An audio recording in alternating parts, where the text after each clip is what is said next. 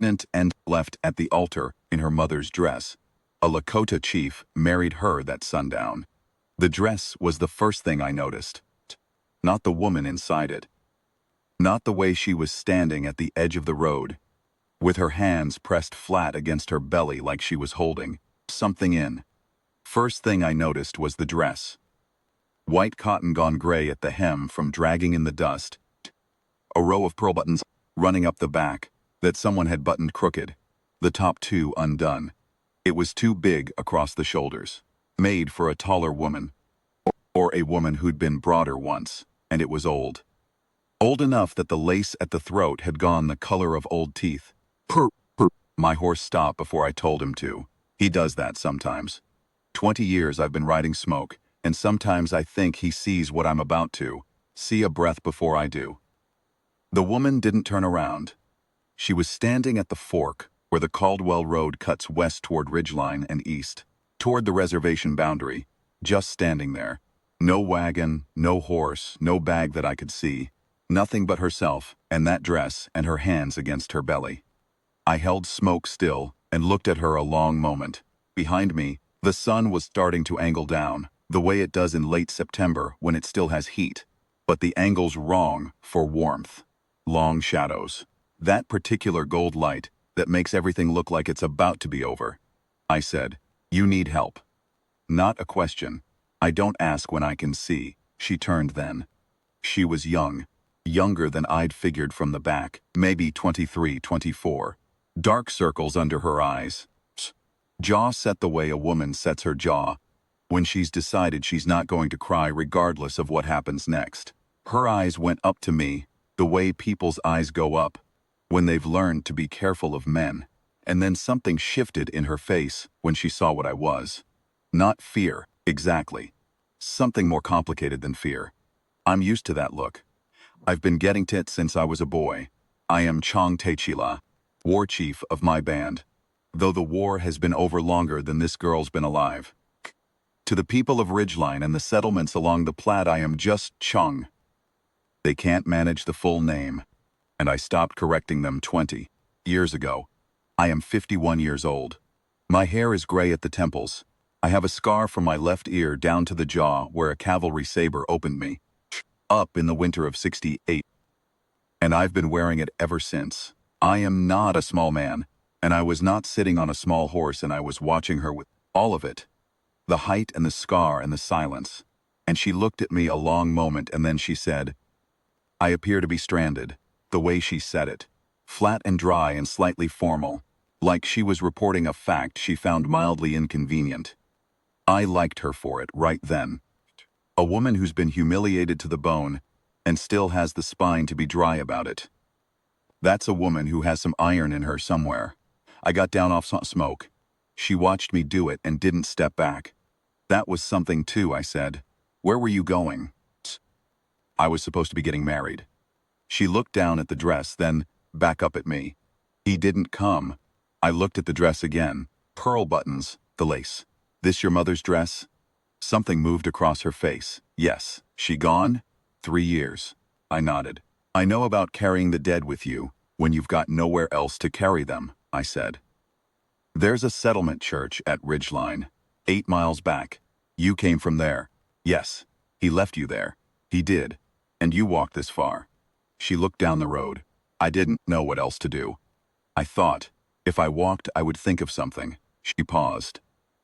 "I haven't thought of anything yet."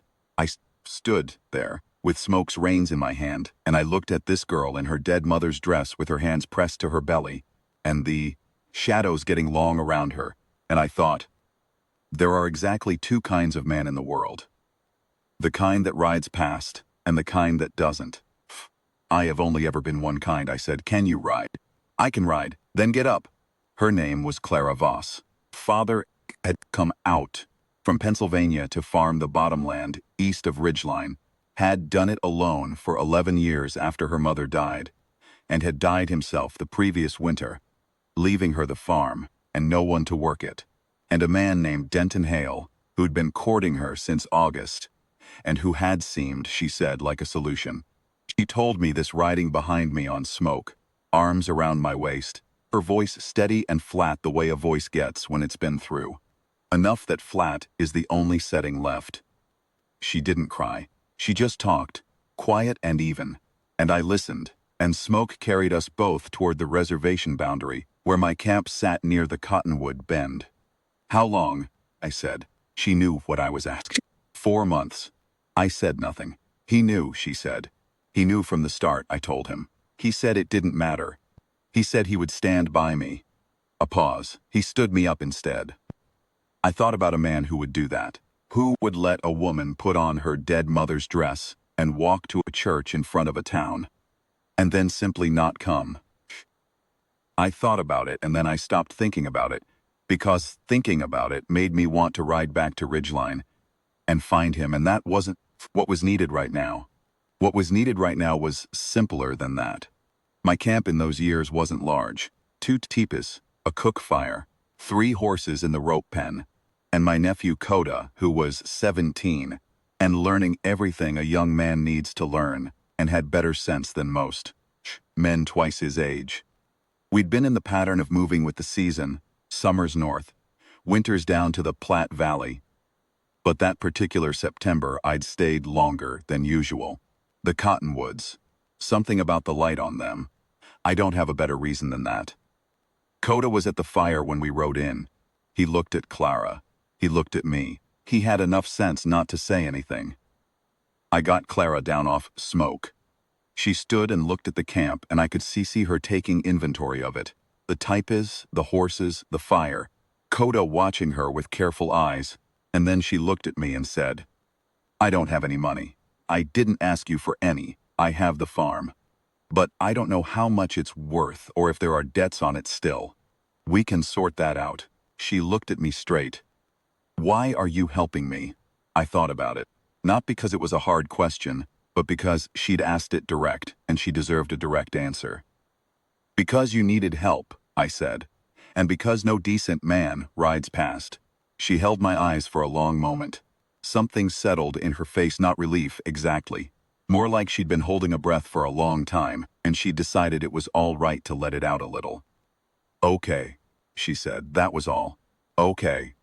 The trouble started 3 days later. I'd expected it. In my experience, trouble when it comes for a man doesn't hurry. It lets you get settled first. It lets you think maybe this time things will be different. Then it comes. 4 men rode in from Ridgeline, town men. I recognized 2 of them, brothers named Cord and Webb Stannard, who ran the dry goods and had strong opinions about what did and didn't belong in their county. The other 2 I didn't know. They all had that particular set to them that men get when they've ridden somewhere to make a point. Clara was inside the teepee. I was at the fire with Coda. Court Stannard pulled up and looked down at me the way men look down when they're on horses and want you to feel the distance. "Chief," he said. That word. That particular flat way of saying it. "Stannard," I said, "we hear you've got a white woman out here. I've got a guest." "Clara Voss," he said, "she belongs in Ridgeline. She's here because she chose to be here.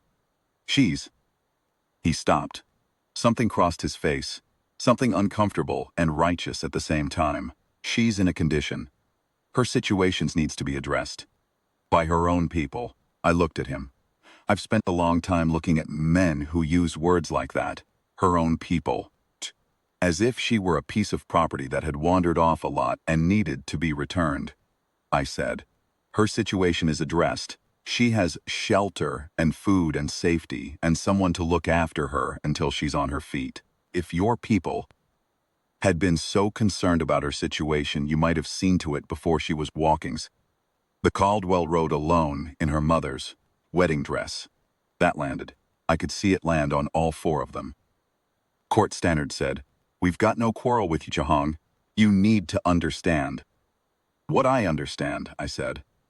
And my voice was the voice I use when I want there to be no confusion about what I'm saying, is that she is here by her own choice. She will leave when and if she chooses to leave.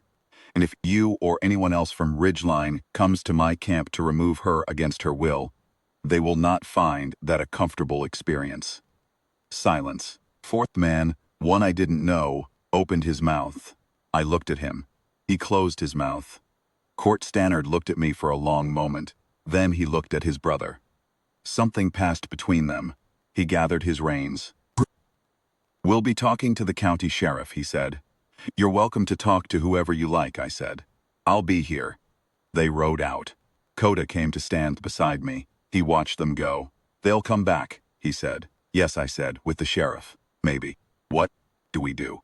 I thought about what could be done, and what couldn't be done, and what was worth doing, and what wasn't. "We make sure," I said, "that there's nothing for the sheriff to do." I don't know exactly when I decided. I don't think it was a single moment. I think it was like water finding its level. A gradual thing that ends somewhere inevitable. Clara had been at camp 4 days when I came back from checking the horses, and found her sitting outside in the afternoon sun, mending a tear in the canvas of the second tippy. Not because I'd asked her to. Just because she'd seen it needed doing, and she'd found the needle and the thread, and she was doing it. The way she held the needle, the economy of her movements, the total absence of self-pity on her face. I stood and watched her for longer than I meant to. She looked up and caught me watching.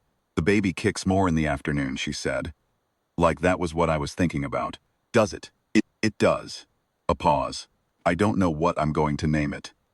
I've been trying to think, and I can't decide." I sat down near the fire. She kept sewing.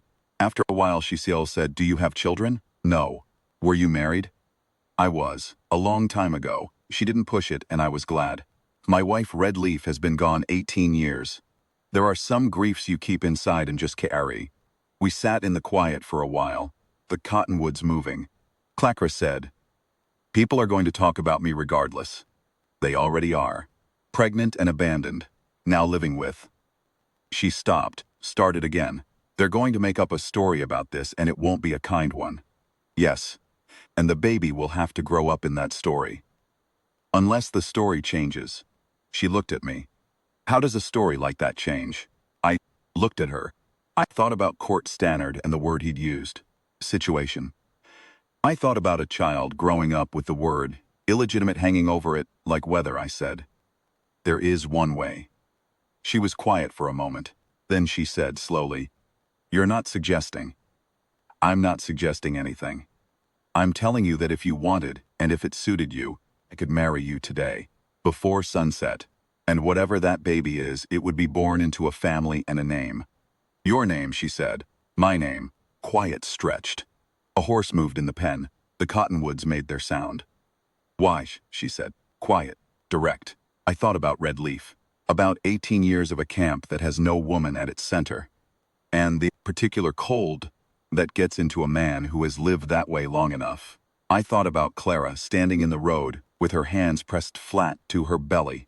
I thought about a child who would be born with or without someone willing to stand for it. I said, "Because I can, and because you need someone to stand between you and the world right now, and I'm built for standing." She held my eyes a long time. Something moved in hers. Not pity for herself, not desperation, not gratitude. More like recognition. Like she was looking at something and finally naming it for what it was. "You'd be doing this for the child," she said. "And for you. And because it's the right thing. And I'm old enough to know when the right thing is in front of me, and when to act on it." She looked down at the mending in her hands. She set it aside. "Okay," she said. I stood up. "I'll get Coda," I said. Coda stood with us at the edge of the cottonwoods with the sun going red and low behind the bluffs. I spoke the words in Lakota first, "Shh," the way my grandfather had spoken them, and then in English, so Clara could understand what I was saying, and know that she was saying yes to something that was meant. Not a convenience and not a pretense. A real thing. She said yes to it. And then she said, haltingly, a word I hadn't taught her yet in Lakota. I looked at her. "Coda to me," she said. "He said it means I accept, I agree. He said it was important to say it in the right language." I looked at Coda. He was looking at the sky, with the expression of a young man who is trying very hard not to look pleased with himself. I looked back at Clara. The light was on her face, that red September light, and she was standing in her mother's dress, unbuttoned at the top, wrong across the shoulders. And she was looking at me the way a person looks at someone they have decided to trust. Not blind trust. Not desperate trust. The careful, clear-eyed trust of someone who has thought it through and made a choice. I reached out and took her hand. She let me. That was it. That was how it happened. The sheriff came 2 days later. He was a man named Abbott, maybe 45, with a weathered face and the eyes of someone who's seen enough that he'd rather avoid scenes when he can. He rode in, alone. That told me something. Clara was outside when he arrived, as I'd expected she would be. She'd heard the horse and come out herself without me saying a word. That told me something about her, too. Abbott took off his hat. He looked at her. He looked at me. "Mrs. Voss," he said. "Mrs. Chongtachila," she said. A pause. Abbott looked at her a long time. Then he looked at me. Then he looked back at her. "You're all right," he said. "Not a question." "I am," she said. "I'm quite well. You're here of your own." "Sheriff," her voice was flat, that dry flatness she'd had in it from the first. "Here because I chose to be here. I am married. I am housed. I am fed and safe. If there is specific concern someone has asked you to address, I'll hear it. But if the concern is simply that I've made a choice that the town of Ridgeline finds uncomfortable, then I'll have to ask you to ride back and tell them to be uncomfortable." Abbott looked at her for a long moment. Something that might have been the ghost of a smile crossed his face and disappeared. He put his hat back on. "Seems you're managing fine," he said. "We are," I said. He nodded at me. I nodded back. He turned his horse and rode back the way he came. Clara watched him go. Then she let out a long breath. "Was that all right?" she said. "That was about right," I said. She looked at me sidelong. "Did you rehearse me that, or was that my own doing?" "That was yours." She nodded slowly, as if filing the information away. She moved differently in October. The pregnancy was showing more, and she'd found a way of carrying herself that accommodated it, this slight counterbalance, one hand sometimes going to her lower back without her noticing. I noticed. I noticed more about her than I'd expected to notice. The particular sound her breath made when she was concentrating on something. The way she talked to the horses, low and straight, like she expected them to understand and was mildly offended when they didn't. The fact that she woke before dawn most mornings and sat outside in the dark and looked at the sky, not with worry on her face, but with a kind of attentiveness, like she was listening for something. I sat with her out there one morning, maybe 3 weeks after we'd married, the stars still up, the air cold enough that her breath showed. "What are you listening for?" I said. She looked at me, surprised. "I've seen you out here," I said. Every morning, she thought about it. Bing. My mother used to say that the hour before dawn is the only honest hour, that everything else in the day has an agenda, but just before light the world doesn't have an agenda yet. She paused.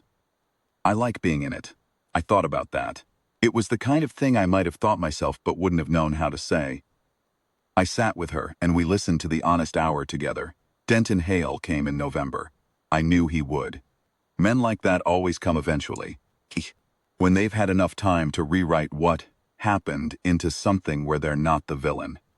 He rode in on a gray horse, dressed well, hat clean. He was maybe 30, broad-shouldered, the kind of man who takes up space and expects it to be left for him. I was splitting wood when he rode in. I kept splitting wood.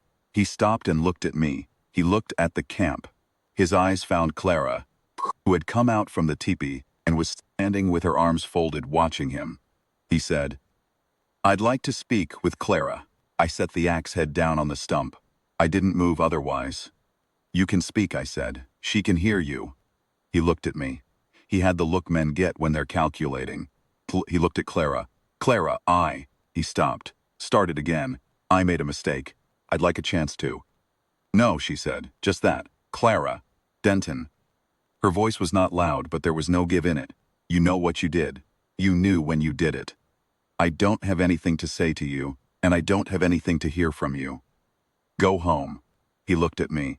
I think he was hoping I was keeping her here somehow, that if I weren't in the picture she'd feel differently. Some men need that story. They need to believe the woman is kept. I looked back at him. She told you, I said. He sat there on his gray horse for a long moment. Then he gathered the reins. He looked at Clara one last time. She didn't look back. He rode out. I went back to splitting wood. Clara came and sat on a log nearby. We didn't say anything for a while. The axe came down and the wood split and the pieces fell and I stacked them. After a while she said, "Thank you." For what? For not saying anything. For letting me do it. I glanced at her. "It was yours to do," I said. She watched me split another log. "Some men would have. I'm not some men." She was quiet for a moment, then, "No, you're not." I split 2 more logs, set them aside. "You all right?" I said. "I'm all right," she said. And she was. I could hear it. The boy was born on a Wednesday in late November, when the first reels calmed down soft and steady and the camp was very quiet. I was outside by the fire. Coda was with me. We didn't talk. There's a particular silence that surrounds a birth and you either respect it or you don't. When it was done, Clara called for me. I went in. She was sitting up, tired in the way a person is tired after their body has done something enormous. But her eyes were clear and steady. She had the baby against her chest, wrapped in a blanket I'd given her, and she was looking at me when I came in. She held out the bundle a little. I sat down near her. She tilted the baby so I could see his face. He was red and scrunched, and very small, and had a look on him like the world owed him an explanation. "He's healthy," she said. "The midwife says he's very healthy." I looked at the boy. Clara said, "I thought about names. I thought about a lot of names. And I want to call him Thomas, after my father." She looked at me. "And I'd like him to have your name, Changtitchila. Both of it, if that's all right. Thomas Changtitchila." I looked at her. It's a hard name to carry in this country," I said. "I know it is." She held my eyes. "I'd like him to carry it anyway." I thought about that. I thought about my own father, who gave me a name that meant something and made me grow into it. I thought about what it would mean for this boy, this red-faced, scrunched-up boy, grow up with a name like that, the weight of it, the protection of it. I put out my hand. Clara put the boy's head against my palm. He was warm. He weighed almost nothing. "Thomas Changtitchila," I said, quietly. The boy didn't open his eyes, but something moved across his face. Recognition, maybe. Or maybe just the wind finding a way in. I don't know. I've never been a man who makes too much of signs. But I held my hand there, and I felt the weight of him, the warmth of him, and I thought, all right. All right then. Winter settled in, and we settled with it. The rhythms of those months, the way a camp finds its shape around the people inside it, small negotiations of close quarters, the accumulation of ordinary mornings. I won't pretend I'd thought ahead to that part. I'd seen the thing that needed doing, and I'd done it. I hadn't thought far past it. But that there were things I hadn't accounted for. The way she hummed to Thomas, low and tuneless, when she thought no one was listening. The specific authority in her voice when she made a decision. The fact that she was learning Lakota faster than any student Coda had ever tried to teach, and that Coda, who is not easily impressed, was visibly impressed. The way she'd catch me looking at something a long time and come stand next to me and look at the same thing without asking what I was looking at, as if it was enough to look. I hadn't accounted for any of that. By January, I had stopped accounting and started accepting. The trouble with the land came in February. Clara's father's farm, 40 acres of bottomland east of Ridgeline, had a note on it that came due and that Clara hadn't known about. The bank sent a man to the camp. He was very polite and very sorry, and he had papers. I read the papers. The note was real. The amount wasn't monstrous, but it might as well have been for a woman with nothing. And I could see at the bankman's face that he expected me to be unable to do anything about it, and that he'd already told himself a story about what would happen next. I said, "I'll pay it." He looked at me. "I have the money," I said. "I'll ride to Ridgeline tomorrow and pay it in full." He didn't say anything for a long moment. Then he said carefully, "Chief, I don't." "Yes or no," I said. "Do you want the money or don't you?" He said yes. I rode to Ridgeline the next day. I paid the note in full. The man at the bank was Court Stannard's cousin, and he made me wait 40 minutes before he'd see me. I waited. I've been waiting for things my whole life. 40 minutes is nothing. When it was done, I rode back. Clarice was sitting by the fire with Thomas when I came in. She'd been watching the road. She could tell from my face before I said anything. "It's done," she said. "It's done. The farm is clear." She was quiet for a moment. "How much?" I told her. She was quiet for a longer moment. "I'll find a way to pay you back," she said. "You don't need to." Chong. That was the first time she'd used my name that way. Flat. Firm. Full stop at the end of it. "I will find a way." I looked at her, that jaw set. "Fine," I said. She nodded, satisfied. Thomas made a sound. She looked down at him, her face doing the thing it did when she looked at him. Some softening I can't put a word to. Then she looked back at me. "Sit down," she said. I made something. I sat down. The something she'd made was a version of the cornmeal mush that Coda had been teaching her, except she'd added something. Dried berries, I think. And a little of something else I couldn't identify. It was good. I said so. She watched me eat it, with the expression of someone who is not going to say that they're pleased, but very much is. Spring came the way it always does. Sudden and cold, and then all at once warm. The kind of change you don't believe until you're standing in it. The cottonwoods came out. The horses got restless, restless. Thomas got fatter and more demanding and began, somewhere around 3 months, to have opinions about things. There was a morning in April when I was repairing the rope fence, and Clara came out with Thomas on her hip and stood near me, watching. She had a shawl around both of them. He was awake, looking around at everything with the focused intensity of a person who is newly discovering that the world is very large. She said, "I've been thinking." I kept working on the fence. "About the farm," she said. "I'd like to start working it again, with your help if you're willing. There's enough bottomland for grain, maybe some cattle eventually. I know farming. My father taught me." I thought about it. The farm was 8 miles, easy distance. Coda had been talking about wanting to plant something himself, which I'd thought was an odd ambition for a young man of his temperament, but which I was starting to understand was maybe less about farming and more about roots. "We could do that," I said. "You'd need to come into Ridgeline, regularly maybe." "I know. People are going to." "I know what people are going to do," I said. "I've known what people were going to do my entire life. I'm still here." She was quiet. Then she said, "Yes, you are." She shifted Thomas on her hip. He grabbed at her shawl with one fat hand, and she steadied him with an automatic ease that she hadn't had 4 months ago. I finished the fence splice and stood up and looked at her. In the morning light, the shawl around them both, Thomas looking at the world and Clara looking at me. There's an image that I have carried since then and will carry. I don't romanticize it in my memory. I just see it plain.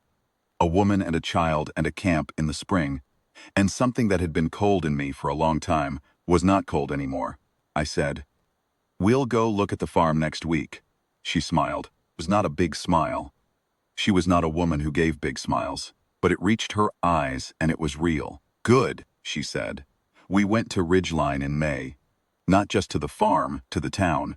Together, the 3 of us, with Coda riding alongside. I'd thought about it. I'd thought about whether to go, whether it would be better to start with the farm and avoid the town, whether there was a way to do this that didn't involve walking into a place full of people who'd already decided what they thought. There wasn't. There's never a way around a thing like that.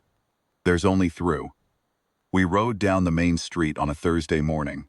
I was on smoke, Clara beside me on the mare I'd given her, Thomas bundled against her, Coda behind. People stopped. I rode at the same pace I always ride. I looked straight ahead. Next to me, Claire sat straight in the saddle with Thomas steady on her arm and her chin at a level that said, "I am here. I belong here. Try if you like." We got to the general store. I got down. I helped Clara down. I tied the horses. We went inside. The store belonged to a woman named Verna Holt, who I'd dealt with for years in the way that made transactions, and nothing else. She watched us come in, and I waited for the thing I expected. What I got instead was Verna Holt, coming around the counter, and looking at Thomas, saying, "Well, he's a good-looking boy." Clara said, "Thank you, he knows it." Verna Holt looked at me. Whatever she was thinking stayed on the inside. "What do you need today?" We did our business. We went to 3 other places in town. In 2 of them, we were ignored. In one of them, a man I didn't know said something low to another man as we walked past, and I felt Clara's stride not change at all, and I thought, there it is, that iron. On the way out of town, Coda rode up beside me. "That went all right," he said. "It went the way it went," I said. "Better than I expected." Most things are better than you expect if you go in expecting the worst. He thought about that. Is that wisdom or pessimism? Both, I said. At a certain age they're the same. He went quiet, which meant he was filing it away. Clara was riding a little ahead of us. Thomas was asleep against her, that dead-weight sleep of small children, and she had one hand steadying him and one hand on the reins. And the spring light was on her, and the whole valley was green and wide. I watched her, and I thought about Red Leaf, who I had loved differently and longer, and whose loss had left a space in me that I'd assumed was permanent.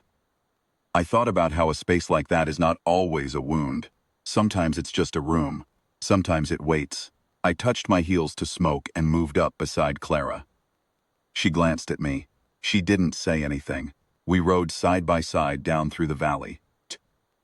In the summer, Coda started talking to a girl from the Ridgeline settlement, the youngest daughter of a German farmer named Breck, and that was its own story and not mine to tell, except to say that watching it happen reminded me of things about being young that I'd thought I'd gotten and found I hadn't.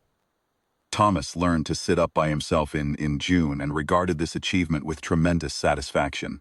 The farm produced better than Clara had hoped that first season.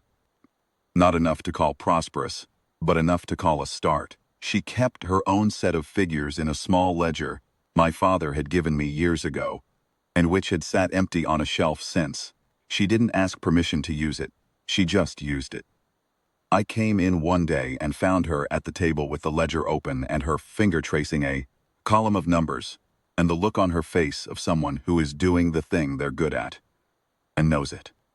I let her know I'd seen it. "We'll be able to pay back what I owe you by next spring," she said, not looking up. "Possibly sooner if we sell the back acres." "We're not selling the back acres," I said. "We might need to." "We won't," she looked up. "You can't know that. I can know that I'm not selling those acres." I sat down. "I've looked at the land. There's good grass back there, and I intend to run cattle on it in 2 years. She looked at me. "You've been planning," she said. "I've been thinking. Farm. For us." That was the first time I'd said it that way. I hadn't planned to. It came out plain. The way things come out when you stop deciding them in advance and just say what you mean. Clara was very still for a moment. Then she reached across the table and put her hand over mine. Her hand was small and work-roughened, and she held mine with both of hers and looked at me straight, the way she'd looked at me that first day in the road when she'd been deciding if I was someone to trust. She said, "For us." A question, not an echo, an agreement. I turned my hand over and held hers. We sat like that for a while, in the quiet of the room, with the summer coming in, through the open door, and Thomas asleep in the back and the ledger open between us. Outside, the cottonwoods were doing what they do in summer. That slow movement, that sound like the river is closer than it is. I'd lived my whole life on this land. I knew every fold of it, every season's particular smell, the exact sound the wind makes through the grass in August when it's coming from the north. I thought I knew what the days would be. I sat in that room with my wife's hands holding mine and my son asleep in the next room, and I understood that I had not known. That a man can think he knows the shape of his life, and then one afternoon in September, a horse stops, and a woman turns around and the shape changes. Not given to speeches. I never have been. The men I've respected most in my life said what they meant, and then stopped talking, and let the thing sit. So I'll say it plain. I was a man who had lived a long time in a certain kind of cold, and I had grown used to it. And then I was not cold anymore. And the woman who had a hand in that came to me, with nothing but herself, and her dead mother's dress, and the child she was carrying, and she chose to stay, and she chose to trust, and she chose to put her hands over mine in a quiet room in the summer and say, "For us." That's the whole of it. The cottonwoods are still there. The camp is gone now. We live in the farmhouse Clara's father built, though I added 2 rooms to the back and a porch that faces south. Coda married Breck's daughter in the fall and built his own place a quarter-mile up the draw. Thomas is 8 years old and has opinions about everything, and a laugh that carries across a field. And in the mornings, before the day starts, when the world hasn't found its agenda yet, Clara gets up early and sits on the south porch and listens, and I get up and sit beside her. That's the honest hour. We're in it together. That's enough.